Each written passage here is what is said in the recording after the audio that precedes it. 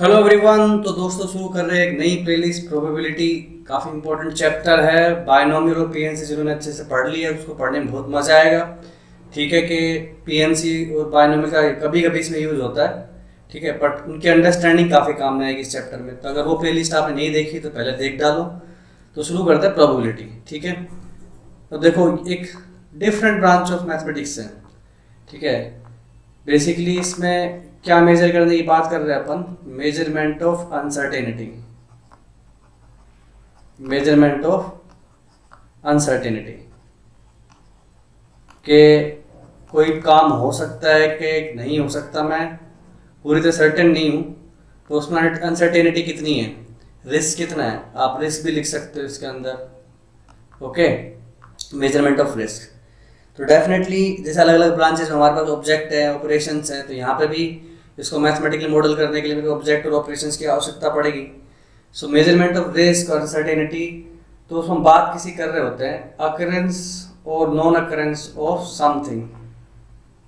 ठीक है, अकरेंस की बात करो या नॉन अकरेंस, दोनों अभी हाल फिलहाल सेम ही सेंस में यूज हो सकते हैं कि अपने आप में एक इवेंट है ऑफ समथिंग। इसी समथिंग को अपन क्या बोल देते हैं? इवेंट। ओके, तो ये जो इवेंट है अपनी, जैसे नाम देते हैं A B C and etcetera, यही अपने क्या है? प्रोबेबिलिटी के ऑब्जेक्ट्स हैं। जैसे कैलकुलस में ऑब्जेक्ट क्या है? फंक्शन। अलजेब्रा में ऑब्जेक्ट्स के एक्स वाई जेड, उन पे आप ऑपरेशन लगाते हैं एडिशन सब्ट्रैक्शन के। तो यहाँ पे ये जो ऑब्जेक्ट्स हैं वो अपनी इवेंट्स हैं, और हम निकालेंगे क्या? उनकी प्रोबेबिलिटी निकालेंगे। तो मोर और लेस आप ऐसे बोलो प्रोबेबिलिटी ऑफ ए। तो ये पी एक तरह से ऑपरेटर है। जैसे आप फंक्शन की लिमिट निकालते हैं, ओके, एक्स का स्क्वायर निकालते हैं, एक्स का क्यूब निकालते हैं, वैसे ही ए की प्रोबेबिलिटी निकाली जाएगी पी ऑफ ए। अब ये कैसे निकलेगी? इसी चीज़ को मॉडल करना इस पूरे चैप्टर का अपना काम है। ठीक है, तो बेसिक एक आइडिया लग गया कि ये चैप्टर किस चीज़ पे काम करने वाला है। तब इसको मॉडल करने की तरफ बढ़ते हैं, कुछ बेसिक डेफिनेशन की तरफ। सबसे पहले बात करें एक्सपेरिमेंट। अब जैसे अपन लैब में कोई एक्सपेरिमेंट करते हैं तो हम रैंडमली उठा के कुछ भी नहीं करने लग जाते हैं। हमारे पास एक थ्योरेटिकल बेस होता है, सर्टेन आइडिया होता है, उसी हिसाब से अपना अपरेटस सेट किया जाता है ना।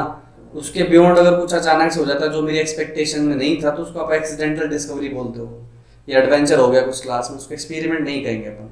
तो जैसे मैं एक्सपेरिमेंट वर्ड यूज करता हूँ, तो एसेंशियली मैं किस बारे में बात कर रहा हूँ?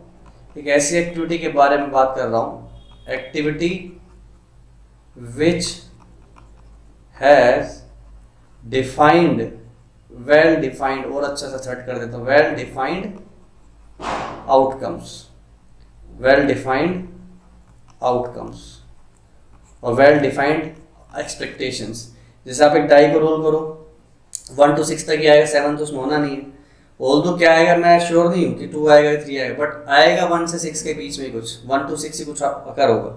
तो उसको एक्सपेरिमेंट बोला जा सकता है। कॉइन को टॉस करो, ठीक है ना, कॉइन टॉस, इसमें भी मैं फिक्स हो गया है, डिटेल में से कुछ एक होना है, तो आउटकम अपने वेल डिफाइंड है। ऐसा नहीं बोलना है सिक्का सीधा खड़ा हो गया तो ये सर्कस हो जाएगी अपनी, वो सब नहीं कर रहे हैं अपन, डिफाइंड आउटकम्स के साथ ही बात कर रहे हैं।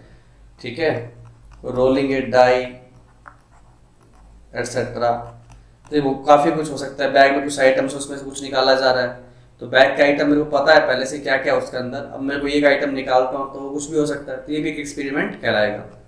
ठीक है, तो जब हम आउटकम्स की बात कर रहे थे, सारे आउटकम्स अगर मैं एक सेट में कलेक्ट कर लूँ तो उसको बोलते हैं अपन सैंपल स्पेस। तो सैंपल स्पेस बेसिकली क्या है? कैपिटल एस से रिप्रेजेंट कर दूँ, सेट ऑफ ऑल आउटकम्स। तो जिन्होंने सेट थ्योरी पढ़ी है, तो सेट की बेसिक डेफिनेशन यही होती है, collection of well defined objects. ठीक है, तो जब हम आउटकम की बात करें तो वेल डिफाइंड आउटकम तो अपने होने ही चाहिए। तो एक्सपेरिमेंट उससे एसोसिएटेड क्या हो गया अपना? Sample space. एक सिंगल कॉइन को आपने टॉस किया तो सैंपल स्पेस क्या हो जाएगा? एक्सपेरिमेंट मेरा सिंगल कॉइन टॉस है, तो सैंपल स्पेस क्या हो गया इसमें? Head tail. डाई को रोल कर रहे हो तो मेरे पास क्या हो जाएगा? Sample space 1 2 3 4 5 6। ओके, तो इस तरह से अपन देखो, इसमें तो हाथ से कैलकुलेट कर पा रहे हैं। तो पीएनसी का यूज कैसे कर सकते हो सैंपल स्पेस के टोटल नंबर ऑफ आउटकम निकालने के लिए? तो टोटल अरेंजमेंट वगैरह जैसे अपन ने किए हैं, अगर मैं बोल लूँ आपको coin is toast 5 times, toast 5 times, sample space में कितने एलिमेंट आएंगे, एन ऑफ एस क्या होगा मेरा 2⁵5। सो बेसिकली हमारे पास हेड टेल के एक सीक्वेंस बना रहे हो आप, तो फर्स्ट प्लेस पे भी दो तरीके से फिल हो सकता है, हेड या टेल, हेड या टेल, हेड या टेल, हेड या टेल, तो 2⁵5 आ गया। डाई को रोल कर दिया आपने, रोल 2 टाइम्स। अब डाई को 2 बार रोल कर लो या दो डाई को एक साथ रोल कर दो, ठीक है, role 2 times.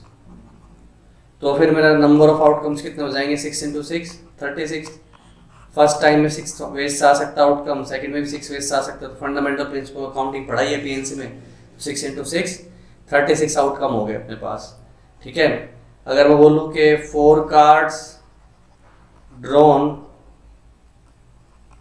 Out of 52 cards को सौभाग्य मनुष्य ने अगर नहीं सुने हैं तो अपने वो पत्ते होते हैं ताश के पत्ते, तो डिस्क्रिप्शन बता दूंगा क्या क्या होता है उसके अंदर। पर हाल फिलहाल ऐसे समझ लो 4 कार्ड निकालने 52 में से, तो मेरा सैंपल स्पेस में कितने एलिमेंट आ जाएंगे without any condition, considering all possibilities. तो जो अपन काउंटिंग करते हैं that is sample space, okay. तो आई होप आपको सैंपल स्पेस का कुछ आइडिया लग गया होगा। अब हम बात करते हैं, आगे बढ़ते हैं इवेंट। इवेंट इस बेसिकली सैंपल स्पेस तो सारे आउटपुट का कलेक्शन है, तो इवेंट को आप ऐसे डिफाइन कर सकते हो, सेट ऑफ डिजायरेबल आउटकम्स, ठीक है। कोई भी कंडीशन के हिसाब से अपने जो डिजायरेबल आउटकम बनते हैं, लिटरल साइंस में इसको ऐसे बोल सकता हूँ, और मैथमेटिकल साइंस में ऐसे बोल सकते हो सबसेट ऑफ सैंपल स्पेस। तो जो भी आउटकम आएगा सैंपल स्पेस के बियॉन्ड तो होना सिर्फ, तो सैंपल स्पेस में ही होना जो भी कुछ भी हो रहा है। तो इवेंट्स को हम कैसे लिख देते हैं, ABC, इस तरह से कैपिटल लेटर से लिख सकते हो, ओके। नेक्स्ट हमारे पास इम्पॉसिबल इवेंट, इम्पॉसिबल बोल लो, नल भी बोल सकते हो, जैसा कि नेम सजेस्ट कर रहा है, नेम से पता लग रहा है कि ये इवेंट इम्पॉसिबल का मतलब हो ही नहीं सकती, मतलब इसकी प्रोबेबिलिटी क्या हो गई, 0। सेम इसी के अपोजिट श्योर इवेंट, जो होगी 100% श्योरिटी के साथ, उसकी प्रोबेबिलिटी क्या हो जाएगी, 1। तो ये हमने दो बेसिक ट्रिवियल केस डिफाइन कर दिए। अब बाकी कोई भी इवेंट हो, कोई भी इवेंट, उसकी प्रोबेबिलिटी हमेशा इनके बीच में ही रहेगी। 0 के इक्वल होगी तो नल, 1 के इक्वल होगी तो श्योर इवेंट हो जाएगी, एंड बाकी सारे केस इसके अंदर आ ही जाएंगे। तो प्रोबेबिलिटी हमेशा हमारी क्या होगी, 0 से 1 के बीच में ही लाई करेगी, ओके। तो sure event, impossible event clear हो गया। नेक्स्ट चीज हमारे पास इक्वली लाइकली और इक्वी प्रोबेबल भी बोल सकते हो आप, इक्वी प्रोबेबल, जैसे नाम से पता लग रहा है, अगर दो इवेंट्स को मैं क्या बोलता हूँ इक्वी लाइकली, इसका मतलब उन दोनों की प्रोबेबिलिटी क्या है, इक्वल। ये बात है कि दोनों इवेंट सेम होना जरूरी नहीं है, उनकी प्रोबेबिलिटी सेम है, ठीक है। तो उसको क्या बोल सकते हो, इक्वली लाइकली, ठीक है। अब ये वर्ड अगर अपने क्लियर हो गया है तो हम एक्सपेरिमेंट तो सीख ही चुके हैं, सैंपल स्पेस को डिफाइन कर चुके हैं। तो एक्सपेरिमेंट अपना 2 तरह का हो सकता है, एक तो होता है रैंडम, ठीक है। रैंडम का मतलब all outcomes are equally likely, मतलब आप मानो डाई रोल कर रहे हो तो 1 to 6 सबके आने की प्रोबेबिलिटी इक्वल है, ठीक है। 1 की आने की प्रोबेबिलिटी, 2 के आने की प्रोबेबिलिटी अप टू 6 सबकी इक्वल है। तो 10th क्लास में थोड़ा बहुत पढ़ा है आपने ऑलरेडी, 1/6 सबकी प्रोबेबिलिटी हो जाती है। या एक फेयर कोइन को टॉस करो तो हेड और 10 के आने की प्रोबेबिलिटी हाफ दोनों इक्वल है। एक्सपेरिमेंट, और दूसरा अपने पास बायस्ड। बायस का सिंपल मतलब हुआ सम outcome may have higher probability than others, have higher probability than others।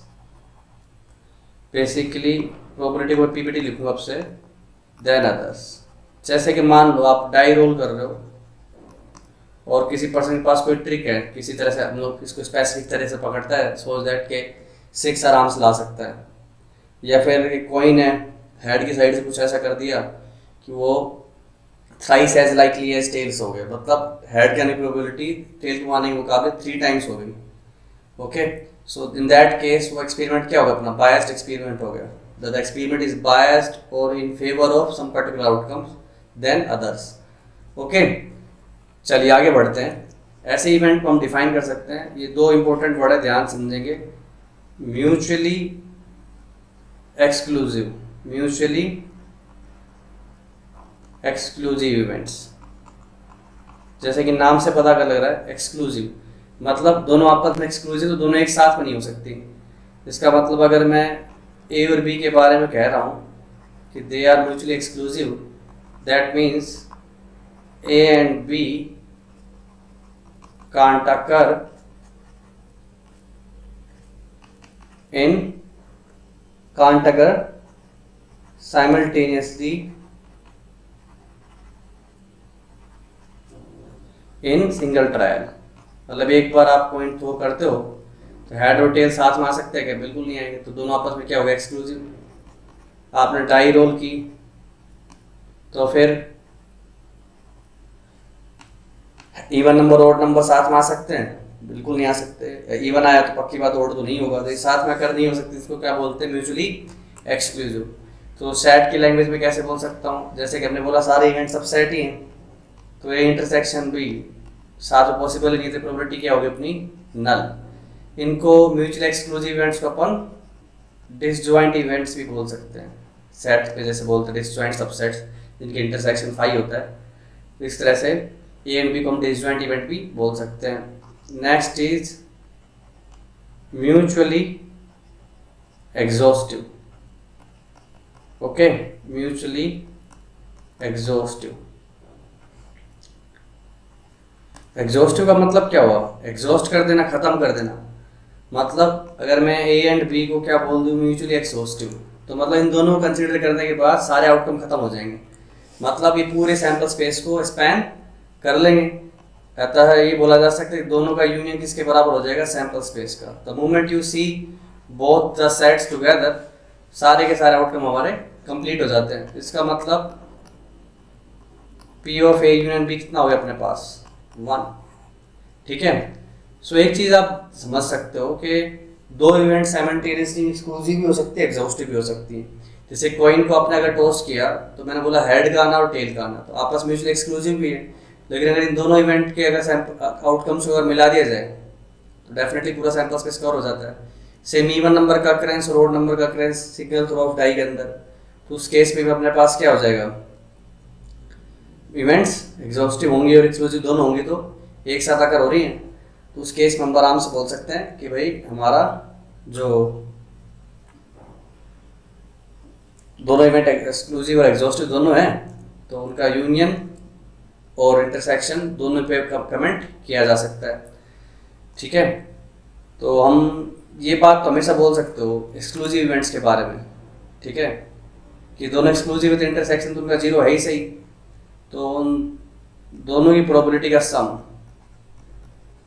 Okay, वो हमेशा क्या होगा, less than equal to 1। Okay, less than equal to 1। अगर एक्सक्लूसिव ही बात करेगा तो इक्वल टू 1 तो हो ही नहीं सकता। इक्वल टू 1 कब आएगा, जब एग्जॉस्टिव की तरफ बढ़ सके अपन।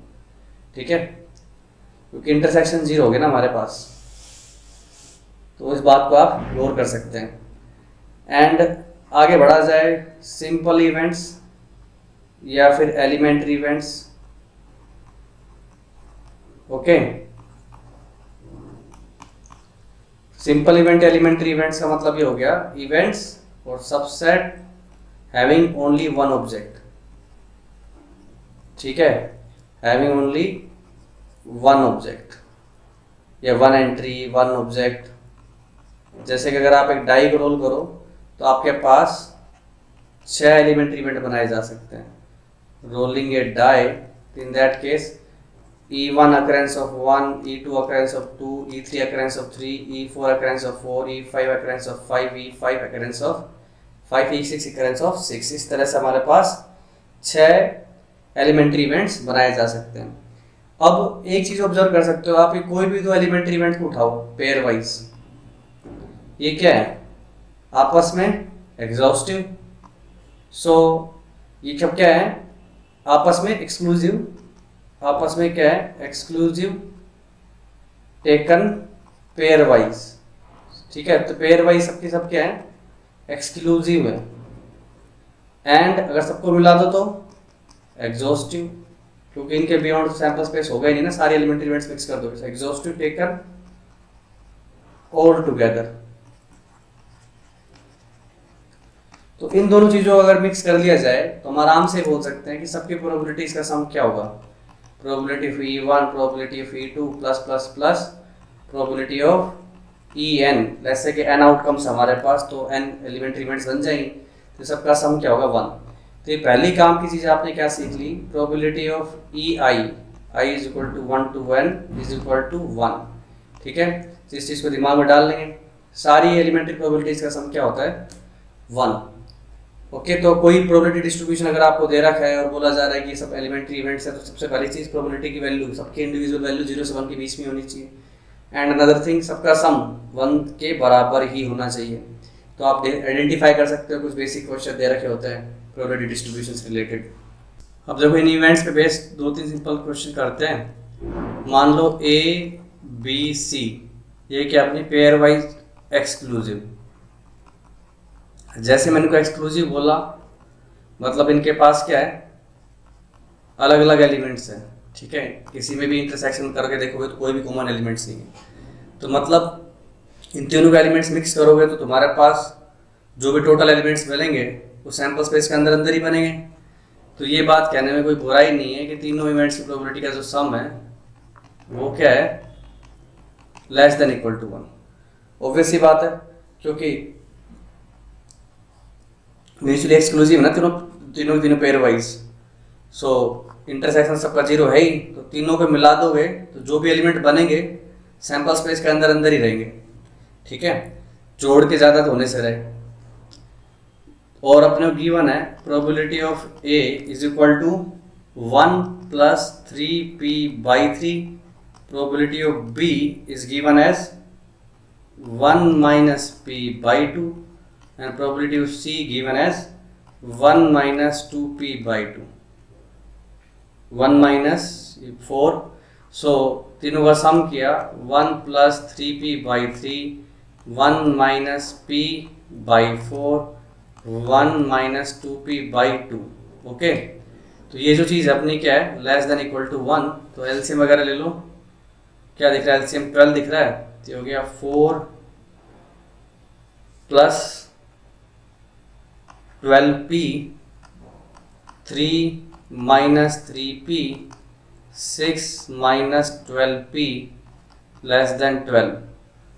ओके सो ये वाला पार्ट तो कैंसिल, ये हो गया अपने पास 4 और 3 7 और 6 13, so minus 3p less than -1, so p is greater than equal to 1/3, ठीक है। तो पहला डेटा पॉइंट तो निकल के आएगी अपने पास। दूसरा ये भी है कि इनकी इंडिविजुअल जो प्रोबेबिलिटीज़ हैं वहाँ से भी कंस्टेंट निकाल सकते हो डोमेन के तौर पे। ये प्रोबेबिलिटीज़ भी क्या 0 से 1 के बीच में ही होनी चाहिए, तो इनको भी पकड़ के सोल्व करते जाओ। सो 1 plus 3p/3 is between 0 to 1, 3 को मल्टीप्लाई किया, ये क्या हो गया 0 1 plus 3p less then 3 -1 3p less then 2, सो p की वैल्यू क्या हो गई -1/3 से 2/3 के बीच में। दूसरी कंडीशन ये आ गई।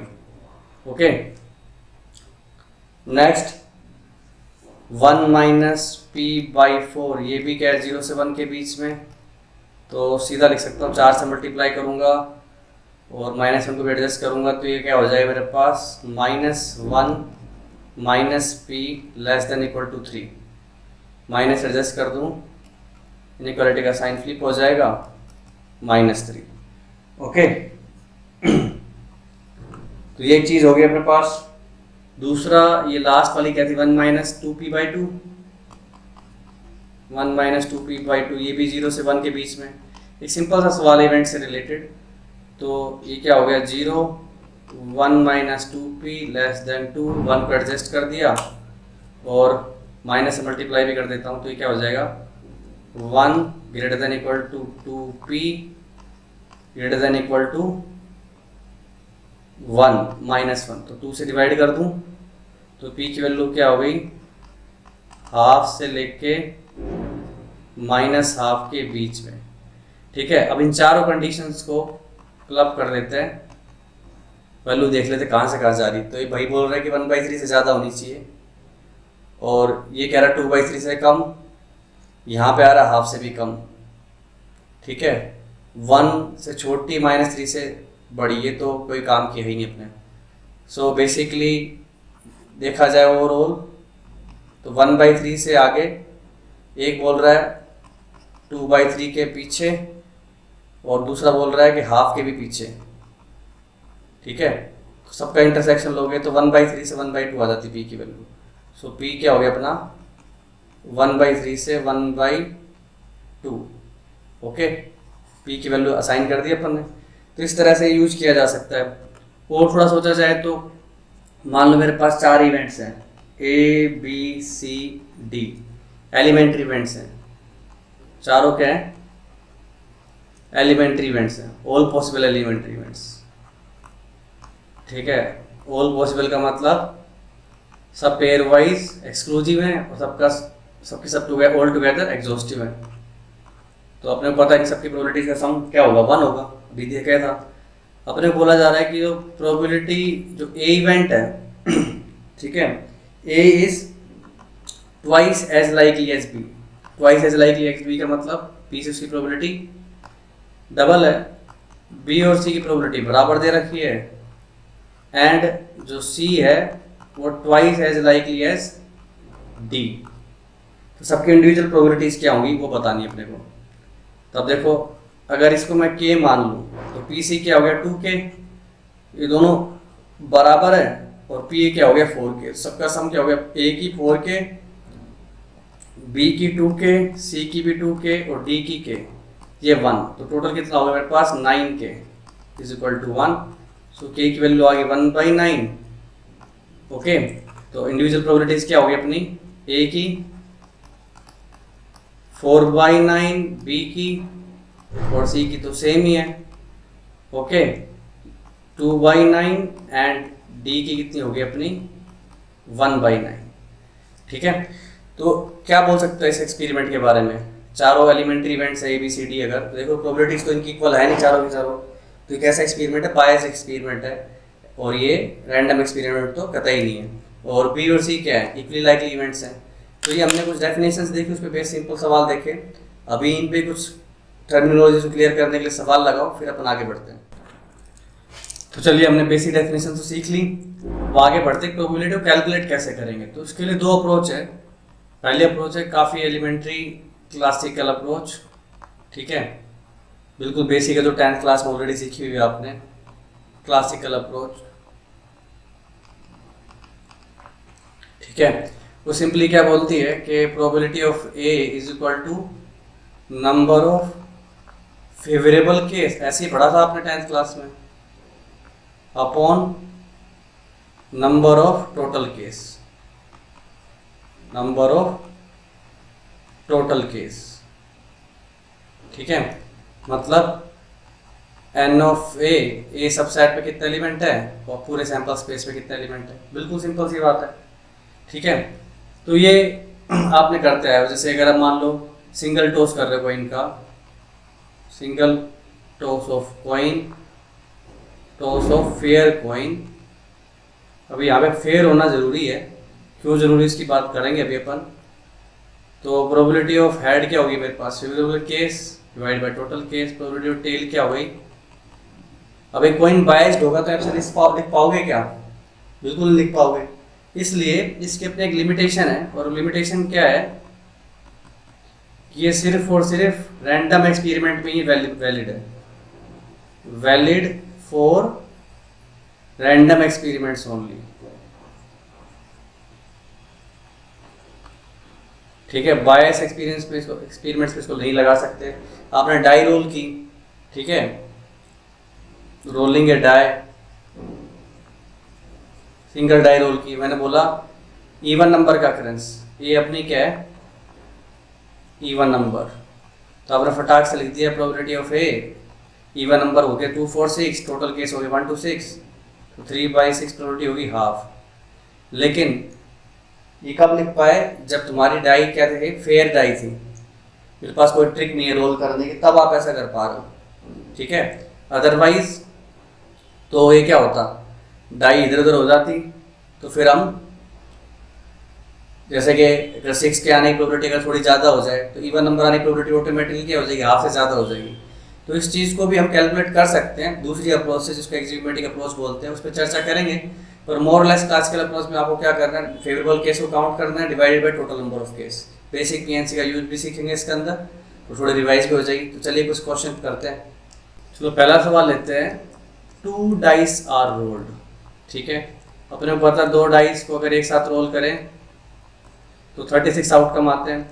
उसको अगर इस तरह से लिखा जाए, 36 को 1,1, 1,2, 1,3, 1,4, 1,5 एंड 1,6, इस तरह से 2,1 की भी सीरीज बनेगी, 2,1 से लेके 2,6 तक, 3,1 से लेके 3,6 तक, एंड फ्रॉम 4,1 to 4,6। तो अगर किसी ने 10th क्लास में भी ढंग से नहीं पढ़ा है, प्रोबेबिलिटी या कम समझ में आया था, तो उसके लिए भी कोई दिक्कत नहीं, हम बेसिक से कवर कर रहे हैं, 6,1 से लेके 6,6 तक। तो ये अपना क्या हो गया, सैम्पल स्पेस। अब इसमें एक बात ऑब्जर्व करने की है, अगर मैं सोचूं 2 सम, टोटल आउटकम का सम है वो 2 कितने तरीके से आएगा, सिर्फ एक ही आउटकम ऐसा है, ओनली वन वे, ठीक है। 3 सम 2 तरीके से, और ये 4 सम 3 तरीके से, ठीक है। नंबर ऑफ वेज में लिख दूंगा इसके। इस पूरे कॉलम में सम क्या हो रहा है मेरा 5, 4 तरीके से नजर आएगा। इस पूरे डायगोनल में 6 सम हो रहा है 5 तरीके से। ये हो रहा अपना पूरा 7 कितने तरीके से, इन 6 वेज। तो साइड में लिख देता हूँ 1 2 3 4 5, ये नंबर ऑफ वेज जिसमें यह कर हो रहा है। सिमिलरली ये आएगा मेरे पास 8 सम इस कॉलम के लोग, अगर वापस घटने चालू हो जाएंगे 5 वेज, 9 4 10 3 11 2 और 12 सिर्फ एक तरीके से, ठीक है ना। तो हम कभी भी अपने से पूछा जाएगा एक पर्टिकुलर सम कितने तरीके से कर सकता है, उसकी प्रोबेबिलिटी बताओ, तो आप निकाल सकते हो आराम से, ठीक है। तो अगर बोलूँ कि मेरा ए इवेंट है, the sum of outcome is highest, तो हाईएस्ट तो 12 ही है, प्रोबेबिलिटी कितनी हो जाएगी, 12 सम एक ही तरीके से आता है 1/36। बी बोल दूं सम ऑफ आउटकम्स इज प्राइम, तो सम प्राइम होना चाहिए। तो प्राइम क्या क्या ले सकते हो, 2 3 5 7 8 9 10 11, यही ले सकते हो। 8 9 10 11 फिर 12 12, तो फिर यही नंबर ले सकते हो। तो आपको पता है 2 कितने तरीके से आया था अपना, एक तरीके से, 3 2 तरीके से, 5 4 7 6 और 11 2 तरीके से। टोटल आउटकम कितना हो गया मेरे पास, ये 7 + 6 13 to 15। तो प्रोबेबिलिटी ऑफ बी कितनी हो जाएगी, 15/36, दैट इज 5/12। तो इस तरह से कर सकते हैं अपन, इजी। मान लो एक कोइन है, उसको 5 बार टॉस कर दिया, कोइन इज टॉस्ड 5 टाइम्स, तो अपने को पता टोटल आउटकम कितना आता है, 32 ना। एन ऑफ एस क्या हो गया अपना 32। ए इवेंट बोल देता हूँ मैं, 2 heads and 3 tails, fair coin है, ठीक है। तो फेयर ही होना चाहिए, क्लासिकल अप्रोच पढ़ रहे। ये इसकी प्रोबेबिलिटी क्या होगी, तो अपन ऐसे 32 के 32 आउटकम लिख के ढूंढेंगे तो नहीं, 10th में एटलीस्ट 3 कोइन तक तो कर ही लेते थे, 8 आउटकम को सीक्वेंसली लिख के। अभी 32 आउटकम थोड़े लिखने जाएंगे, तो थोड़ा पीएनसी का यूज करें। मेरे को सीक्वेंस क्या चाहिए, 2H और 3T की, मतलब HHTTT। अभी आगे पीछे कितने तरीके से कर हो सकते हैं, आइडेंटिकल का अरेंजमेंट है basically, 5 factorial divided by 2 factorial 3 factorial, कितना आ गया आंसर 10। तो 10 डिवाइडेड बाई 32 कितना हो गया ये 5/16। इजी। एक और सवाल देखो, उससे पहले आप थोड़ा ताश के पत्तों का सिस्टम समझ जाओ। हमारे पास 52 कार्ड्स का सेट होता है, प्लेइंग कार्ड में क्या होते हैं, 4 सूट्स होते हैं, है ना, 4 अलग अलग तरह के सेट होते हैं, जिसमें अपने 2 तो होते हैं ब्लैक, इसको बोलते हैं अपन स्पेड, ब्लैक होता है, एंड ये होता अपना क्लब। हिंदी में अगर बोलते हैं लोकल में, कहीं कुछ कुछ बोलते हैं, इसको बोलते हैं हुक्म, चिड़ी, और बाकी 2 होते अपने रेड, इसको बोलते हैं हार्ट्स, ठीक है, और ये हो गया अपना डायमंड। वैसे ज़्यादातर लोगों को पता होता है, पर कुछ लोगों को नहीं पता हो, मोरल रीजंस। सो इसमें भी 13 कार्ड 13 कार्ड 13 कार्ड 13 कार्ड, तो 13 के 4 सूट। और इसमें पत्ते कैसे डिवाइडेड होते हैं, हर एक सूट के अंदर 2 3 ऐसे लेके, ये हो गए रैंक 2 से 10 तक। ओके, फिर होता है अपने पास 3 face card, jack, queen, king. Face के बोलते हैं, फेस बनाता, फोटो बनाता है, ठीक है। एंड ये हो गया अपना एस कार्ड, ए, ठीक है, ऐसे बना होगा, बीच में ए लिखा होता है एंड सिंबल बना होता है पर्टिकुलर सेट का। तो बेसिकली जो रैंक होती है ना, इस तरह से जाती है। सो ये सबसे कम रैंक का कार्ड है, ठीक है, सबसे कम फेस वैल्यू इसकी, ए सबसे हाईएस्ट है, फिर किंग, क्वीन एंड जैक, इस तरह से सारे पत्ते डिवाइडेड होते हैं, ठीक है। तो एक एक्सपेरिमेंट करते हैं, 4 cards are selected from well shuffled pack of 52 card. Well shuffled का मतलब random experiment, well shuffled pack of 52 cards. Okay, तो हमने प्रोबेबिलिटी निकालनी है। मान लो ए इवेंट है, cards are of same colour. अब सेम कलर का मतलब या तो दोनों रेड या दोनों ब्लैक, तो प्रोबेबिलिटी ऑफ ए क्या हो जाएगी, 2 तरह से आप कलर ले सकते हो, ठीक है। फिर हर एक कलर के आपको 4 पत्ते उठा सकते हो, सेम कलर है ना, तो 2 तरह से डिसाइड किया, इधर ब्लैक और रेड। डिसाइड करने के बाद मैंने क्या किया, उस सेट से 4 पत्ते निकाल लिए। ये तो हो गया अपने favourable case. Divide by all possible case, 52 में से कोई भी 4 कार्ड निकालते हैं, 52C4, ठीक है। बी इवेंट मान लेता हूँ, cards are of same suit, एक ही सूट के 4 कार्ड हैं, ठीक है। तो उस केस में आप क्या करोगे, 4 सूट है ना आपके पास, तो कोई एक सूट उठाओ 4 में से, उसके 4 पत्ते निकाल लो, डिवाइडेड बाई 52C4, ये ऊपर अपना 26C4 करना है। ओके, 26C4 सेम कलर है ना, तो एक कलर के अपने कितने पत्ते हैं, 26 पत्ते हैं। Okay, my bad. C, cards are of different suit, अलग अलग सूट से आ रहे हैं, तो इस तरह का अलग कॉम्बिनेशन बना सकते हो। पीएनसी अच्छे से सीखी हुई आपने, तो ये क्लासिकल अप्रोच कोई बहुत डिफरेंट चीज़ नहीं है। पीएनसी कैलकुलेट कर लो, विदाउट कंडीशन कैलकुलेट करो तो सैंपल स्पेस आ जाएगा, जो कंडीशन इवेंट के जरिए वो फॉलो करो तो फेवरेबल इवेंट आ जाएंगे, फेवरेबल केस आ जाएंगे। डिफरेंट सूट का मतलब 4 सूट हैं, हर एक से एक पत्ता निकालना है, तो 13C1 13C1 13C1 divided by फिर टोटल केस 52C4, तो हर एक से एक पत्ता निकाला, डिवाइडेड बाई कहीं से भी 4 पत्ते निकाल लिए, ठीक है। इस तरह से अपन कर सकते हैं, इजी। सेम, अब इसमें एक चीज देखो, पीएनसी तो लगा ही रहे हो आप, कुछ चीजें अप्रिशिएट करने की कोशिश करनी है अपने को। जैसे मान लो मैंने बोला 4 girls and 4 boys to be seated in row, अब ये क्वेश्चन अपने पीएनसी में काफ़ी कर रखे हैं। अब मैं जो चीज़ बता रहा हूँ उसको थोड़ा सा देखने की कोशिश करना कि पीएनसी और बाइनोमियल का कैसे मैच करा, इसका पीएनसी और प्रोबेबिलिटी का कैसे मैच करा सकते हो, seated in A row. A event बोल लेता हूँ, टर्मिनल आर गर्ल्स, मतलब लास्ट में और पहले क्या बैठेंगी, गर्ल्स बैठेंगी, बीच में आप कुछ भी बैठाओ। तो वैसे तो अगर आप प्रॉपर पीएनसी पूरा लगाओगे तो बोलोगे फिर टोटल केस तो हो गए 8 फैक्टोरियल, ऊपर क्या आएगा मेरे पास, टर्मिनल में गर्ल्स बैठनी है ना, 8 पोजीशंस हैं, 1 2 3 4 5 6, तो यहाँ पे और यहाँ पे गर्ल आएगी। तो मैंने क्या किया, 2 गर्ल्स छाटी और उनको बैठा दे टर्मिनल पोजीशन पे 2 फैक्टोरियल तरीके से, बचे हुए 6 लोगों को कैसे ही बैठा दो। तो आंसर बेसिकली क्या है आपका, 4 से 2 6 इंटू 2, 6 फैक्टोरियल काट दो नीचे से, 8 इंटू 7, तो ये कितना हो गया मेरे पास, 2 4 2 3, ओके, 3/14, ओके, क्या आ गया आंसर, 3/14।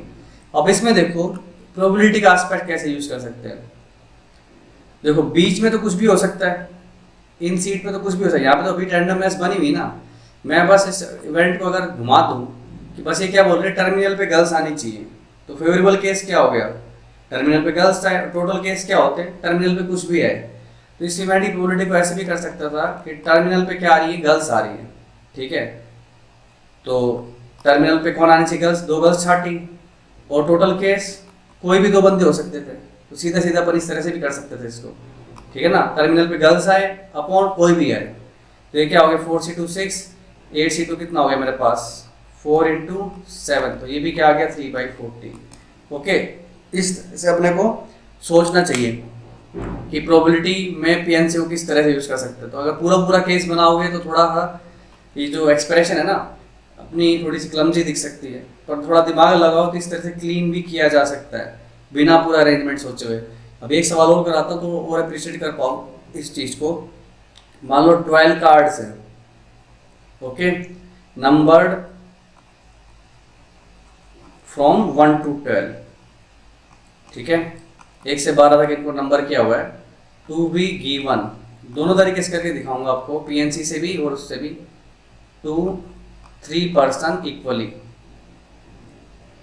इसका मतलब क्या हो गया, 4 कार्ड बांटने, find probability that card number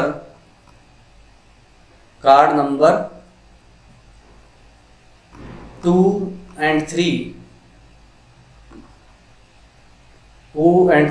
given to same person, ठीक है, given to same person,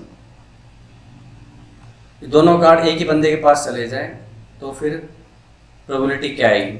तो पहले तो उसको पीएनसी से लिखते हैं, अपना सैंपल स्पेस कैलकुलेट कर लो, ठीक है, 12 कार्ड से कितने के रूप में बांटो, 4 4 4, 3 लोगों में बांट रहे हो ना, तो 4 फैक्टोरियल डिवीजन अमंग ग्रुप्स, ठीक है। पीएनसी की प्लेलिस्ट देख लो, अगर कम आती है तो फिर थोड़ी तकलीफ तो होगी, पीएनसी से कर रहे हैं अपन, इसमें कुछ नई चीज़ अभी नहीं हो रही है, पहले फर्स्ट लेक्चर में सिंपल हम 11th क्लास की चीज़ें कर रहे हैं, फिर बाद में बायस एक्सपेरिमेंट आएंगे तो और मजा आएगा। तो ये ग्रुपिंग कर दी अपन ने, थोड़ा सा बता रहा हूँ भाई, बराबर नंबर के ग्रुप में बांटो तो 4 फैक्टोरियल, और 3 ग्रुप सेम नंबर के बने तो 3 फैक्टोरियल, ओके। फिर इन कार्ड को बांटना है मेरे को 3 लोगों ने, इंटू 3 फैक्टोरियल करते हैं। ये तो क्या आ गया अपने टोटल केस। इवेंट की बात करूं तो बोल रहा है कि ये जो 2 कार्ड है ना, किसी एक पर्सन के पास 2, तो 3 में से कोई एक पर्सन छाटा, उसको ये दोनों कार्ड पकड़ा दिए, ओके। अभी अपने को उसको 2 कार्ड और पकड़ाने हैं, टोटल कितने जाने हैं अपने पास कार्ड, 4 + 4 + 4, ये 2 कार्ड में ऑलरेडी दे इसको 3 में से किसी एक बंदे को, उसी बंदे को अब मैं क्या करूंगा, 2 कार्ड और देने हैं, तो टोटल बचे कार्ड कितने, 2 देने के बाद 10 में से 2 कार्ड छाटे उसको दे दिए। अब बचे अपने पास कितने कार्ड, 8 कार्ड्स, ठीक है ना, उसको तो चारों कार्ड मिल चुके, तो उनको आप कैसे भी बांट सकते हो, तो 2 ग्रुप में डिवाइड किया, इनटू में बचे हुए दोनों बंदों को दे दिया, ठीक है, इजी। एक बंदा छाटा, उसको 2 और 3 वाला कार्ड निकाल के पकड़ा दिया, बचे 10 पत्तों में से 2 पत्ते और पकड़ाए, फिर बचे अपने पास 8 पत्ते, 8 पत्तों को 4 4 में ग्रुप में डिवाइड किया और 2 बंदों में बांट दिया, ठीक है। तो प्रोबेबिलिटी क्या होगी अब आप देखो कितना सुंदर तरीके से देख पाओगे कि पीएनसी प्रोबेबिलिटी में यूज करनी है तो कैसे यूज करनी है, ऐसे अंधाधुंध पीएनसी नहीं पेलना है, नहीं तो सवाल लंबा खिंच जाए कैलकुलेशन में भी और उस तरह से भी। तो tan C2 हो गया अपने पास कितना, tan C2 को देखो 10 फैक्टोरियल 2 फैक्टोरियल 8 फैक्टोरियल ऐसे लिख देता हूँ ताकि कैंसिलेशन में आराम रहेगा। 8 factorial divided by 4 factorial 4 factorial 2 factorial 2 factorial divided by total case 12 factorial 4 factorial 4 factorial 4 factorial 3 factorial 3 factorial. Okay, अब जो चीज़ अभी आपको थोड़ी सी इतनी अजीब सी लग रही है, इतना लंबा लंबा कैलकुलेशन कर रहे हैं, अब देखना इसमें कैसे करता हूँ मैं। अभी जो ऊपर कॉन्सेप्ट समझाया था रिवर्स कर देते हैं, मतलब प्रोबेबिलिटी की तरफ देखने लग जाते हैं अपने पीएनसी को, उस चीज़ को यहाँ पे कैसे अप्लाई करूँगा देखना उसको। तो 4 4 4 कट गया मेरे पास, ठीक है, 8 फैक्टोरियल उड़ा दिया, 2 फैक्टोरियल यहाँ से कट गया, और ये क्या बच जाएगा 12 फैक्टोरियल ऊपर 10 फैक्टोरियल है तो इसको भी सेट कर लेंगे हम, ठीक है। 10 फैक्टोरियल काट चुका हूँ 3/2, ओके, ये नीचे का 4 फैक्टोरियल ऊपर चला गया, बन गया 24 डिवाइडेड बाई 12 इंटू 11, देख लो 10 फैक्टोरियल है 12 फैक्टोरियल है तो 12 इंटू 11 लिख सकता हूँ इसको, 10 फैक्टोरियल उड़ गया तो ये भी कैंसिल, प्रोबेबिलिटी कितनी आ गई 3/11, ठीक है। अब इसको पीएनसी की लैंग्वेज से देखो, इसी इवेंट को मैंने बोला कि 2 और 3 वाला कार्ड है ना किसी एक पर्सन के पास जाए, तो इस इवेंट को मैं कैसे लिख सकता हूँ, आप ऐसे सोचो कि ए कोई भी एक बंदा है पर्टिकुलर, ठीक है, मैंने उसको छाट लिया, इस बंदे को आपको 2 और 3 वाले कार्ड देते हैं, ठीक है, तो कितना आता है मेरे पास डिस्ट्रीब्यूशन tan C2, 2 और 3 वाला कार्ड दे दिया, बचे में कोई भी 2 कार्ड दे दिया, डिवाइडेड बाई इसको कोई भी 4 कार्ड मिलते हैं 12C4, तो इससे भी सेम आती है मेरे पास प्रोबेबिलिटी, क्योंकि बाकी बचे हुए बंदों के पास तो प्रॉपर रैंडम ही जा रहा है ना अपने पास, ठीक है ना, उनके पास तो कैसे भी कार्ड जा सकते हैं, ये 2 कार्ड किसी एक बंदे के पास ही जाने थे, तो मैंने एक बंदा छाटा और उसको कार्ड दे दिए, ठीक है, डिवाइडेड बाई 4 कार्ड उसके पास कैसे भी आते हैं, ठीक है। तो चेक करो इस केस में सेम आंसर आता है कि नहीं आता। 3 tan C2 का मतलब हो गया 10 इंटू 9 डिवाइडेड बाई 2 इंटू 1, और नीचे 12C4 का मतलब हो गया 12 11 10 9, ऊपर 4 3 2 1 को सीधा 24 लिख देता हूँ, सो 10 9 कैंसिल, ये भी कैंसिल, किधर आंसर क्या आया 3/11।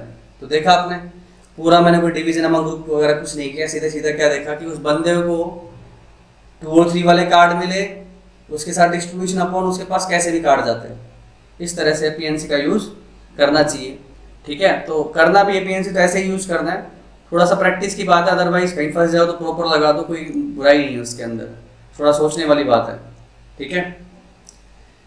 तो अब एक सिंपल सा केस देखो, हमारे पास एक सेट दिया मैंने आपको एस या ए ही बोल देता हूँ, ए सेट के अंदर 1 2 3 अप टू 20 नंबर्स हैं, ओके, और बी एक अलग सेट है, सबसेट है ए का, okay, find probability that sum of elements of set B is 200, ठीक है। अभी थोड़ा अजीब लग सकता है, मान लो इस इवेंट को मैं नाम दे दूं ई, तो आपको प्रोबेबिलिटी ऑफ ई निकालनी है, ठीक है। तो बी के बारे में सोचो कि सेट कैसे कैसे बन सकता है। पहली बात तो सैंपल स्पेस की बात करें, आपको पता है अगर 20 एलिमेंट्स हैं तो टोटल नंबर ऑफ सबसेट्स कितने बनते हैं, number of subset all possibility 2⁻20। Subset बनता है कैसे, कोई भी एलिमेंट उठा के, तो उठाओ ना उठाओ हर एक एलिमेंट के बारे में दो चॉइस है, तो 2⁻20 ये बात सेट थ्योरी में पता है, और पीएनसी में सीखा है अपन ने टोटल नंबर ऑफ सिलेक्शंस के अंदर 2⁻20। फेवरेबल केस क्या है, अगर देखो अगर मैं सबके सब डाल दूं, ठीक है, सारे के सारे एलिमेंट को अगर पिक कर दूं तो सम कितना होता है 1 + 2 + 3 up to 20, sum of first and natural numbers 20 21 divided by 2 that is 210। इसका मतलब मेरे को क्या करना है, बी सेट जब बनाओगे, अगर सम ऑफ एलिमेंट्स अगर मेरे को क्या करना है 200 बनाना है, ठीक है, तो सारे डाल दिए मैंने, अब इसमें कुछ एलिमेंट रिमूव कर दो सच दैट कि सम कितना हो जाए 200, तो मेरे को 10 हटाना है ना। अब 10 कैसे कैसे हटा सकते हो वो सोचो, वही हमारा नंबर ऑफ फेवरेबल केस हो जाएगा। या तो मैं एक बार में 10 हटा दूँ, ठीक है, या फिर आप क्या करोगे, दो बार 2 एलिमेंट से 10 बना के घटाओ, 1 और 9 को हटा दो, या 2 और 8 को हटा दो, या 3 और 7 को हटा दो, या फिर 4 6 को हटा दो। 2 बार 5 तो आएगा नहीं क्योंकि 1 to 20 सारे डिस्टिंक्ट एलिमेंट्स हैं, ठीक है। या फिर 3 बार में हटाओ, तो पहले 1 के साथ केस देखते हैं। 1 + 2 + 7, 1 + 3 + 6, 1 + 4 + 5, ठीक है, हो गया 10। 1 के सारे केस पूरे। 2 के साथ देखूँ तो 2 के साथ 2 तो आएगा नहीं, 1 ऑलरेडी कर चुका। 2 + 3 + 5 एंड 2 + 4 + 4 हो नहीं सकता, सारे एलिमेंट डिस्टिंक्ट हैं। और 3 के साथ तो यही केस बनेगा अपने पास। तो और 4 के साथ जाओगे तो एक ही केस बनेगा, 1 + 2 + 3 + 4। तो टोटल तरीके कितने हो गए मेरे पास हटाने के? 1 2 3 4 5 और 4 तरीके ये हो गए, एक ही हो गया। तो 5 और 5 10 तरीके हो गए, ठीक है। तो अपना आंसर क्या आ जाएगा, इवेंट क्या आ जाएगी, प्रोबेबिलिटी क्या आ जाएगी मेरे पास इवेंट की? फेवरेबल केस 10 है, टोटल नंबर ऑफ केस 2⁻20, ये प्रोबेबिलिटी हो गई। सो मोर और लेस क्लासिकल अप्रोच में आपको फेवरेबल केस काउंट करने हैं, total number of case count करने हैं, सपाट तरीके से पीएनसी लगाओ, ठीक है। और वो दूसरा तरीका जो आपको बताया पीएनसी को मैनेज करने का, अगर आपको क्लिक करता तो वो भी अप्लाई कर सकते हो, नहीं तो स्ट्रेट फॉरवर्ड पीएनसी जैसा लगती है लगाते जाओ, पर कोशिश करिए दूसरे तरीके से सोचने की। ओके, तो कुछ सवाल लगा लो फिर आगे बढ़ते हैं। अब देखो क्लासिकल अप्रोच से एसोसिएटेड प्रोबेबिलिटी दो टर्म्स है मेरे पास, odds in favor and odds in against, ठीक है, odds in against। अब odds in favor का सिंपल सा मतलब ये है कि ये क्या है, number of favourable case divided by number of unfavourable case, उसका रेशियो है। और ये उसका opposite, number of unfavourable case upon number of favourable case, इसका है। तो बेसिक अगर ये वैल्यू मैं आपको बोलूँ A/B है, तो इसको देख के प्रोबेबिलिटी लिख सकते हो, क्या बनेगी, फेवरेबल अपॉन टोटल केस क्या होगा, A + B। अब देखो ये मत मान लेना कि फेवरेबल केस A है, टोटल केस A + B है, और जो भी होंगे इसी प्रोपोर्शन में तो होंगे, A के और B के मान लो, तो आंसर तो यही आना है। इस केस में मान लो ये वैल्यू अपने A/B दे रखे, प्रोबेबिलिटी की वैल्यू क्या बन जाएगी, B/A + B, favourable upon total. और अगर प्रोबेबिलिटी दे रखी, मान लो आपको क्या दे रखी है, M/N, ठीक है, प्रोबेबिलिटी दे रखी अपने को M/N। So odds in favour पता करना हो तो आसान काम है, फेवरेबल अपॉन अनफेवरेबल, टोटल किसी प्रोपोर्शन में, N के प्रोपोर्शन में। और odds इन अगेंस्ट पता करना हो, ये क्या हो जाएगा अपना N-M डिवाइडेड बाई M, उसका उल्टा ही तो करना है, ठीक है।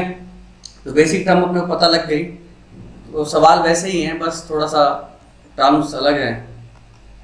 तो मैंने एक सिंपल एक्सपेरिमेंट दिया आपको, 5 different ball, okay, to be kept into 5 different boxes, okay, find odds in favor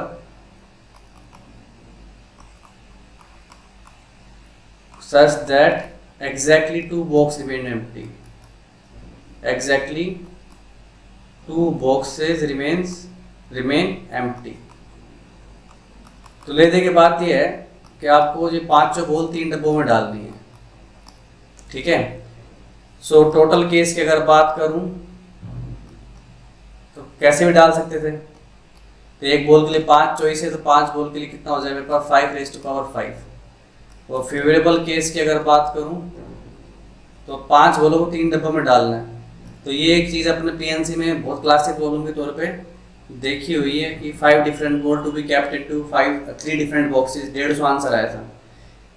तो थोड़ा सा याद दिला दूं, या तो आप इनकी ग्रुपिंग कर सकते हो, 1 + 2 + 2, तो ग्रुपिंग करने के तरीके 1 factorial 2 factorial, 2 group same number के बने, 2 फैक्टोरियल, अब इन 3 ग्रुप को 3 डब्बों में डाला, या फिर 1 + 3 + 1, 5 factorial 1 factorial 3 factorial 1 factorial, again दो ग्रुप सेम नंबर के बन गए, 2 फैक्टर से डिवाइड करना पड़ेगा और तीनों ग्रुप को 3 डब्बों में डाला 3 फैक्टोरियल। तो ये आंसर कितना आ गया अपने पास 120/8, 15 इंटू 6 90, और ये कितना हो गया 15 120 अपॉन कितना हो गया 3 फैक्टोरियल 2 फैक्टोरियल 12 10 इंटू 6 60। इस तरह से 150 आंसर आ गया था। या फिर वो आपने वो भी देखा हुआ है टोटल केस कितने होंगे अगर 3 डब्बों में डालना है तो 5 बॉल्स को, तो आंसर क्या आ रहा था अपने पास, हर एक बॉल के लिए 3 तरीके हैं, 3⁵5 माइनस सारी बॉल एक ही डब्बे में माइनस सारी बॉल 2 डब्बे में, तो 3C2 2⁵5 माइनस 2, है ना। इस तरह से इसका आंसर भी क्या आया था 150। ये कैसे किया था, थोड़ा सा PNC प्लेलिस्ट देखो, क्लासिक प्रॉब्लम में मिल जाएगा आपको सवाल, ठीक है। और वो आनी भी चाहिए PNC, देखो प्रोबेबिलिटी में अच्छा चाहिए तो आपको PNC बायनोमियल प्रोबेबिलिटी, ठीक है। तो तीनों को चैप्टर को एक साथ देखना है अपने को, तो स्कोरिंग चैप्टर है, चाहे मेंस की बात करो एडवांस की बात करो या फिर कोई भी और एग्जाम आप देखना चाहे मैथ से रिलेटेड 10+2 के लेवल पे। तो आंसर क्या आ गया, फेवरेबल केस क्या होगा, तो पहले तो 2 डब्बे छाटो जिनको खाली छोड़ना है, बचे हुए 3 डब्बों में बॉल भर दो, कितने तरीके से 150 तरीके से। तो अगर मैं प्रोबेबिलिटी कहूँ अपनी तो क्या आएगी, प्रोबेबिलिटी आ गई 5C2 10 150 डिवाइडेड बाई 5⁵5। तो ऊपर मेरे को देखो 25 इंटू 6 इंटू 5, तो 5 का क्यूब 6 और ये दिख रहा है यहाँ पे 2, तो 6 2 12 डिवाइड बाई 5 की पावर 5, तो 12/25 तो होगी probability. So odds in favour क्या हो जाएगा, लिख दो प्रोपोर्शन में लिख के, फेवरेबल केस अपॉन अनफेवरेबल का रेशियो, तो 12/13। इजी, आसान है, सिंपल सवाल। एक बॉक्स के अंदर हमारे पास 5 रेड प्लस 4 वाइट बॉल है, 3 are taken at random, random तो उठाना ही पड़ेगा, क्लासिकल अप्रोच में बात करते हैं odds in favour odds in against की। ओड्स इन अगेंस्ट, सवाल वही कर रहा हूँ बस टर्म से फेमिलियरिटी बनाने के लिए कर रहा हूँ। Odds in against of all red, सबकी सब रेड हो जाए, इसमें ओड्स अगेंस्ट निकालना है, तो सबसे पहले तो प्रोबेबिलिटी निकाल दो, आसान सा काम, सबकी सब रेड उठा ली मैंने। सो 5C3 डिवाइडेड बाई 9 है 9C3, ठीक है। 5C3 की वैल्यू 10 होती है, 9C3 की वैल्यू 987 डिवाइडेड बाई 321, तो हो गई 84।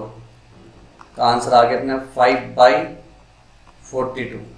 सो ओड्स अगेंस्ट क्या हो जाएगा भाई, odds in against unfavourable upon favourable का रेशो, तो ये हो गया 37 divided by 5, okay 37 divided by 5। Easy, एक आसान सा सवाल और ले लो कि मान लो अपने पास 4 red 3 white plus 2 blue ball है बॉक्स के अंदर, ठीक है। सो बॉल्स आर ड्रॉन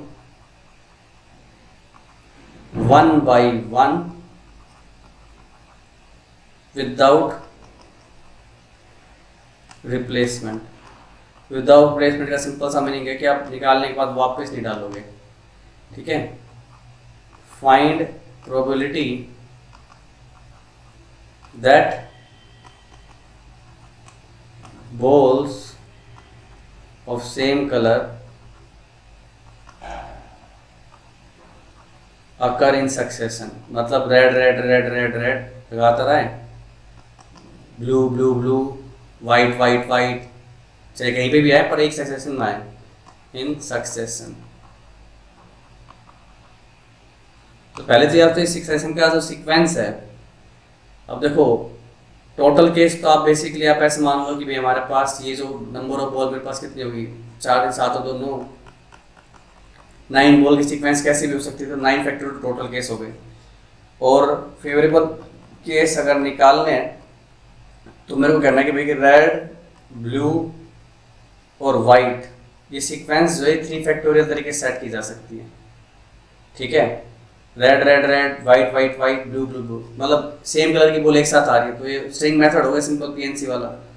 तो अरेंजमेंट क्या होती है, तीनों पकड़ के बांध दिया, 3 यूनिट 3 फैक्टोरियल तरीके से आपके पीछे घूम सकती हैं, और उनके अंदर 4 red 4 factorial, 3 white 3 factorial, 2 blue 2 factorial divided by 9 factorial. तो ये तो होगी अपनी प्रोबेबिलिटी। इसको सोल्व कर लो तो odds in favour odds against भी निकाल सकते हो, जैसे अभी तक निकालता है। ओके, तो इस पर कुछ और सवाल लगा लो। अब एक लास्ट चीज़ बचती है अपने पास, सेट थ्योरी का कैसे यूज करते हैं। फिर अपनी 11th क्लास वाला जो पोर्शन है प्रोबेबिलिटी का पूरा हो जाएगा, और फाइनली हम बायस्ड एक्सपेरिमेंट की तरफ बढ़ेंगे। तो सेट थ्योरी का सिंपल सा मतलब अपना क्या है, वेन डायग्राम। इसको पकड़ लो तो सेट थ्योरी आराम से लगानी आ जाएगी। ये रेक्टेंगल क्या होता है, यूनिवर्सल सेट से रिप्रेजेंट करते हैं सेट थ्योरी में। तो यही चीज़ अपनी प्रोबेबिलिटी में क्या बनेगी, सैंपल स्पेस, इसके बाहर कुछ होना नहीं है, और बाकी जो भी इवेंट बनेगी वो क्या बनेगी, इसके अंदर अंदर ही रहेंगी। ये ए इवेंट हो गई, ये बी इवेंट हो गई, ठीक है। और ये क्या हो गया अपना, रेड से जो मैंने दिखाया है, ये हिस्सा हो गया अपना ए इंटरसेक्शन बी, जानते ही हो आप। और ये पूरा अगर मैं कवर कर दूं, ये पूरा, ये क्या हो गया अपना, जो ग्रीन से मैंने कवर किया, ये हो गया अपना ए यूनियन बी, ठीक है। और वेन डायग्राम समझ लो, ये मान लो ए है, ए के बाहर वाला हिस्सा, ये हिस्सा ए के जो भी बाहर है, इसको क्या बोलते हैं अपन, कॉम्प्लीमेंट्री सेट। यही अपना क्या बन जाए, कॉम्प्लीमेंट्री इवेंट। इसमें कोई समस्या ही नहीं। तो दो सेट की अगर अपन बात करें तो उस पर हम एडिशन थ्योरम बना सकते हैं। थ्योरम तो क्या है, यूनियन का देख रहे हो आप, दो सेट की अगर सिंपल सी है चर्चा, तो हम क्या बोलेंगे कि भाई probability of A union B. तो ए यूनियन बी का मतलब क्या हुआ, ए के एलिमेंट बी के एलिमेंट माइनस बीच का पत्ता, क्योंकि जब ऐड करोगे तो ये हिस्सा 2 बार ऐड हो रहा है, divided by total number of elements. तो total number of elements divide करते इंडिविजुअल प्रोबेबिलिटीज बन जाएंगी। तो सीधा सीधा क्या लिख रहा हूँ, P A plus P B minus P of A intersection B. तो यहाँ से एक बात क्लियर हो जाती है, यूनियन की प्रोबेबिलिटी हमेशा इंडिविजुअल प्रोबेबिलिटी के सम से तो कम ही रहेगी, ठीक है, इजी। और अगर मैं बोलूँ exactly once, exactly one out of A and B, इसका क्या मतलब हुआ, या तो एक्सक्लूसिवली आप ए को पकड़ो ये वाला हिस्सा, या फिर एक्सक्लूसिवली बी को पकड़ो।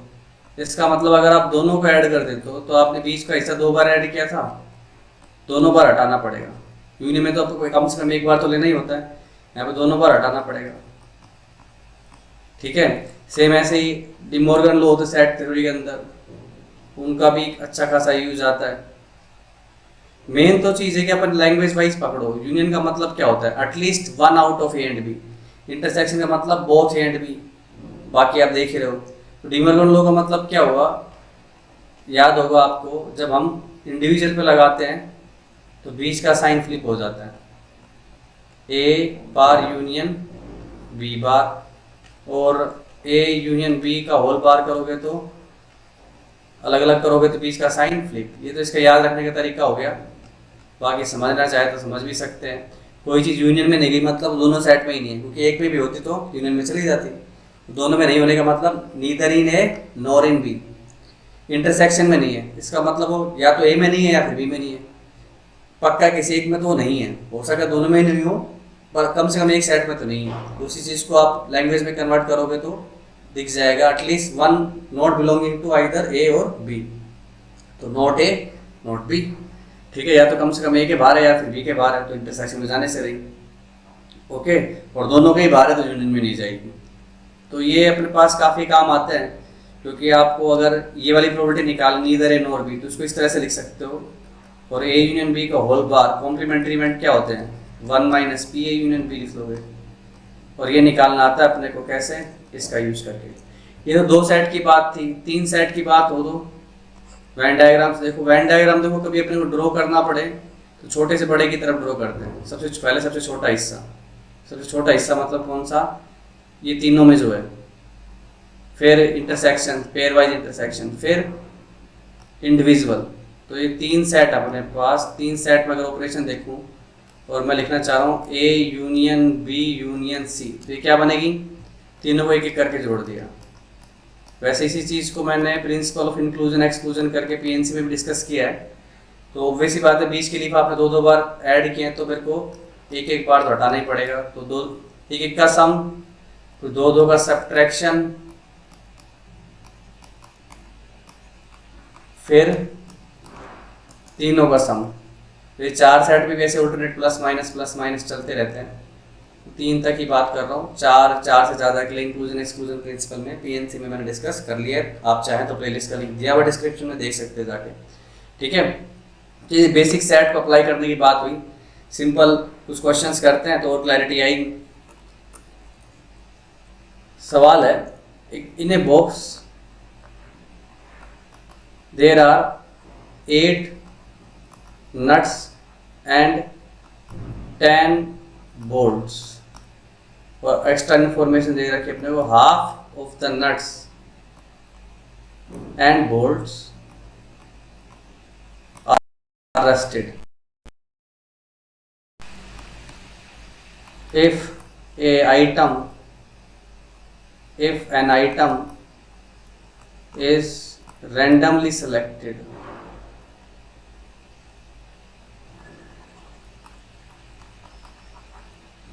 selected, if an item is randomly selected, then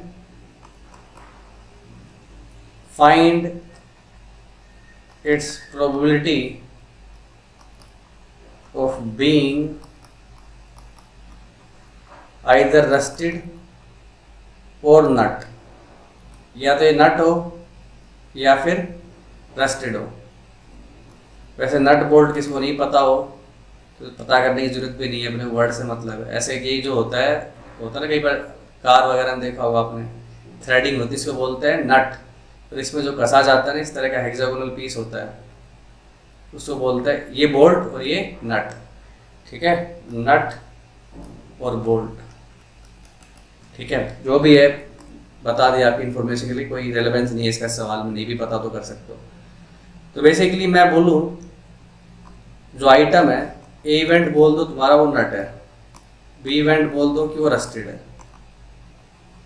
तो आप क्या निकालना जा रहे हो, आइदर रस्टेड और नट, मतलब ए और बी, मतलब ए यूनियन बी। थोड़ी देर पहले पढ़ाई क्या होगा, P A plus P B minus P of A intersection B. So P A मतलब जो नट है, कैसा भी नट। तो नट कितने अपने पास 8, रैंडमली सेलेक्ट कर रहे हो तो 8/18 सीधा लिख दे सकता हूँ। बी वो रस्टेड है, अब half of the items are rusted. Total item कितने अपने पास 10 और 8 18, तो आधे रस्टेड है तो 9/18 माइनस नट भी और रस्टेड भी है।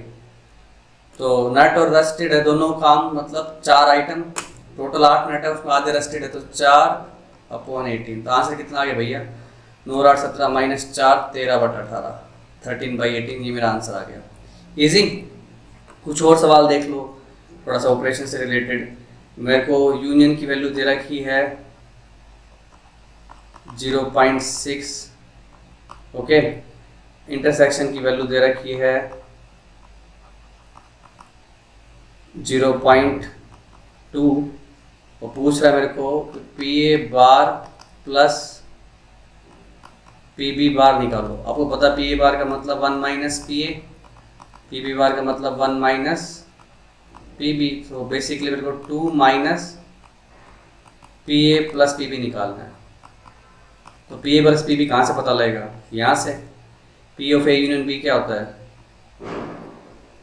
P of A union B सीधा सीधा फॉर्मूला चिपका दिया जाए, P A plus P B minus P of A intersection B. तो ये वैल्यू 0.6, ये वैल्यू 0.2, इधर आके ऐड होगी तो ये वैल्यू कितनी आ गई अपनी 0.6 प्लस 0.2 0.8। तो ये क्या आंसर आ गया 2 माइनस 0.8 1.2। वैसे घबराना नहीं कि 1 से ज़्यादा आंसर कैसे आ गया, दो प्रोबेबिलिटीज़ का सम है।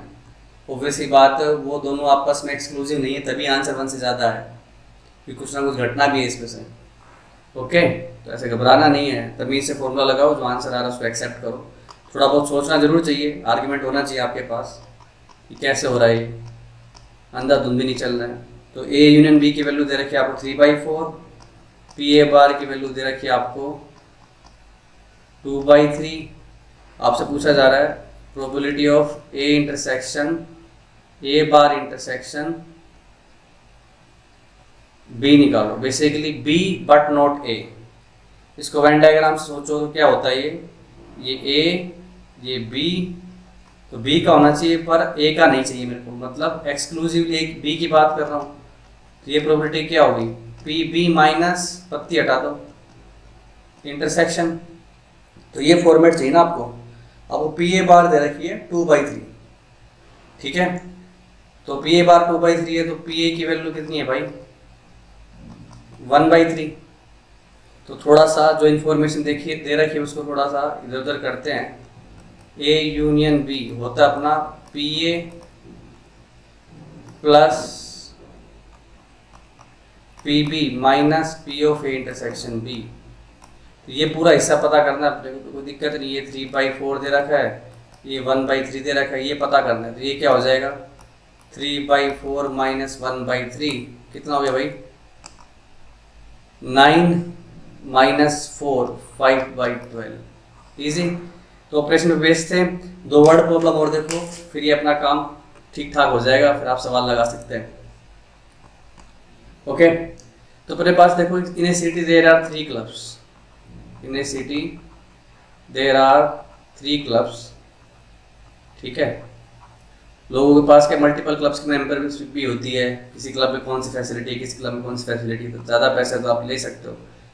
देयर आर 3 क्लब्स, ठीक है। क्लब ए, क्लब बी, सी, ज़्यादा फैसिलिटी नहीं पड़ते हैं, ए बी सी नाम दे देते हैं। और इन तीनों में मेंबरशिप भी बता देता हूँ। Having members 40, 50 and 60 respectively, okay, respectively. और कुछ 10 लोग अल्ट्रा रिच हैं, हैविंग ऑल 3 मेंबरशिप, तीनों क्लब की मेंबरशिप इनके पास, जहां मर्जी वहां चले जाते हैं। एंड एग्जैक्ट 70 टोटल है, 70 हैविंग एग्जैक्टली 1 क्लब मेंबरशिप, मतलब या तो उनके पास एक्सक्लूसिवली ए की है, या फिर एक्सक्लूसिवली बी की है, या फिर एक्सक्लूसिवली सी की है। 1 क्लब मेंबरशिप, ओके। तो ये अपने 10 अपने समझ लो ठीक ठाक लोग, ज़्यादा पैसे नहीं है पर ठीक ठाक है कि क्लब की मेंबरशिप तो है ही। तो अपने को निकालनी है। ए पर्सन इज रैंडमली सेलेक्टेड, तो डाटा आई गेस आपको क्लियर हो गया होगा। 40, 50, 60 मेंबर्स अलग अलग क्लब में, 10 ऐसे जिनके पास तीनों क्लब की मेंबरशिप है, 70 ऐसे हैं जिनके पास एग्जैक्टली एक ही क्लब की मेंबरशिप है। So a person is randomly selected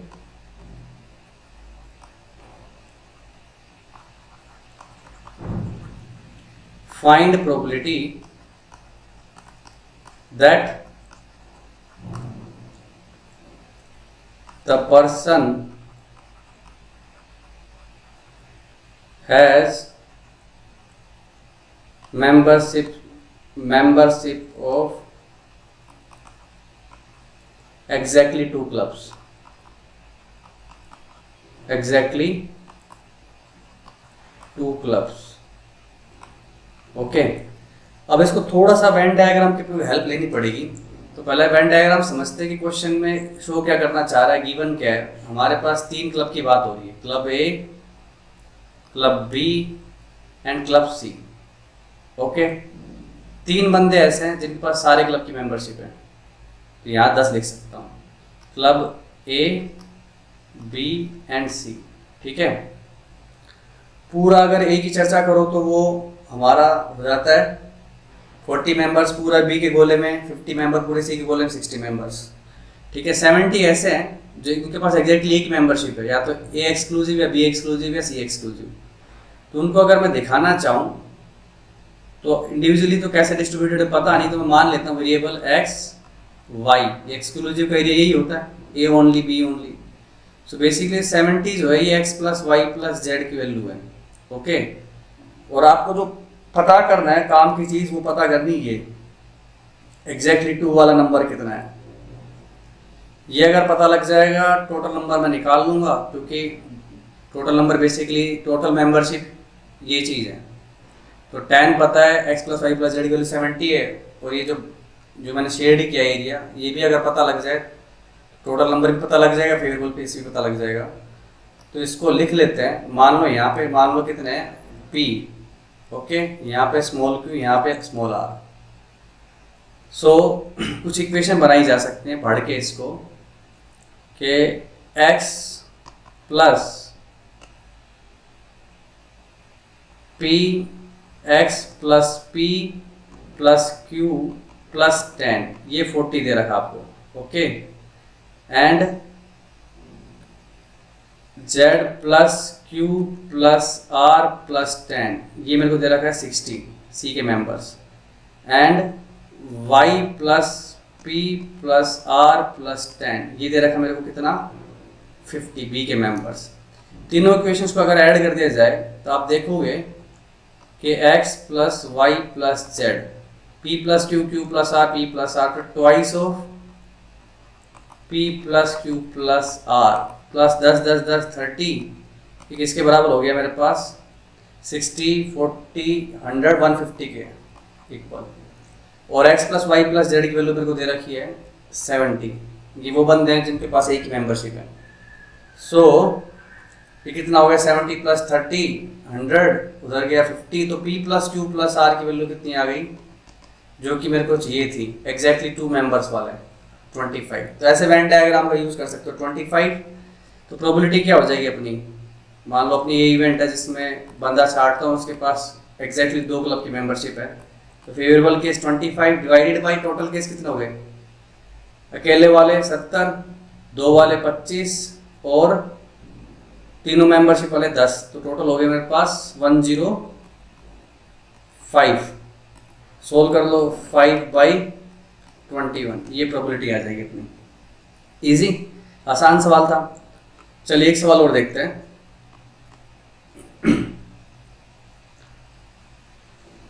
हमारे पास मान लो 3 इवेंट्स हैं ABC, और डाटा दिया अपने को that exactly 1 out of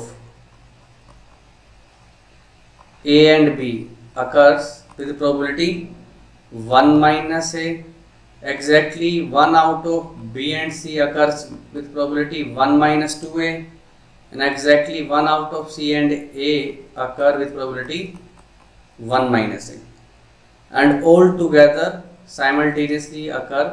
all together का मतलब आप समझते हो ना, intersection A and B and C occur with probability A square। Prove that at least one out of them, at least one out of them का मतलब union, out of them occur with the probability more than half, ये prove करना है, ठीक है। Decent question है। तो सबसे पहले तो ये देख लो कि exactly 1 out of A and B का मतलब क्या होता है। ये पहले भी बताया हुआ है, ए और बी में दोनों में एक्सक्लूसिवली, मतलब कौन से एरिया की बात कर रहा हूँ मैं, only A and only B. तो इसको आप लिखते कैसे हो, कैसे लिखते हो इसको, P A plus P B, प्रति 2 बार ऐड होगी, 2 बार सब्ट्रैक्ट करनी पड़ेगी, P of A intersection B, ठीक है। तो सेम वही प्रोसेस सबके लिए फॉलो कर दिए। तो यूनियन निकालने का मतलब आपको पता क्या करना है, probability of A union B union C, जो कि क्या होती है अपने पास सिग्मा पी ए, एक एक का sum minus pairwise intersection, sigma का मतलब समझ रहे हैं, ऑल पॉसिबल पेयर्स, प्लस तीनों का इंटरसेक्शन। जो डाटा पता है वो यूज करेंगे। तो पहले वाली जो information exactly 1 out of A and B, मतलब मेरे को क्या दिया हुआ है, P A plus P B minus 2 times P A intersection B, that is 1 minus A. Similarly बाकी लिख सकते हो P B plus P C minus twice of P B intersection C, that is 1 minus 2a, and P C plus P A minus probability C intersection, that is exclusively one out of A and C. ये दे रखा है 1 minus से। अगर देखो इन तीनों को अगर मैं ऐड कर दूं, इन तीनों को अगर आप ऐड करते हो तो ये क्या बनता है, twice of P A plus P B plus P C minus, ये भी ट्वाइस, तो दो पूरा ही कॉमन निकाल लेता हूँ, सिग्मा लगा के लिख देता हूँ, पेयर वाइज इंटरसेक्शन। ये कितना हो गया मेरे पास, 3 माइनस 4 है, पॉइंट गया ना काम। तो आपको बेसिकली यूनियन निकालने के लिए जो ये वैल्यू चाहिए थी ना, ये बेसिकली क्या है, 3 माइनस 4a बाई 2। तो मतलब ये यूनियन की जो प्रोबेबिलिटी है, probability of A union B union C जो है, ये क्या हो गई, 3 minus 4a by 2 plus intersection probability दे रखी थी a स्क्वायर। ओके, सो ये क्या बन गया मेरे पास, 3/2 minus 2a plus a square, quadratic बन गई ना एक अंदर, परफेक्ट स्क्वायर बना दो। इसको क्या लिख सकता हूँ, half plus 1 minus 2a plus a square. So ये हो गया मेरे पास half a plus a minus 1 का होल स्क्वायर। तो ऑब्वियसली बात, ये वैल्यू जो है ग्रेटर दैन 0 है, क्योंकि a की जो वैल्यू है वो 1 के बराबर तो नहीं लेनी है अपने को, क्योंकि ये इवेंट फिर अपनी नेगेटिव हो जाएगी, है ना। तो a की वैल्यू 1 से क्या, हाफ से भी छोटी है, जो भी ये है तो पॉजिटिव क्वांटिटी। तो इससे ये प्रूव हो जाता है कि आइदर ऑफ ए बी और सी, मतलब at least one out of them की जो प्रोबेबिलिटी है वो हाफ से ज़्यादा है। ठीक है, सिंटैक्स लिखना आना चाहिए। इसकी और चर्चा होगी जब आप इंडिपेंडेंट इवेंट वगैरह जो पढ़ेंगे, अगला लेक्चर का जो टॉपिक है। तो इस पर कुछ सवाल लगाओ। इसी के साथ ये लेक्चर 1 समाप्त होता है। All the best.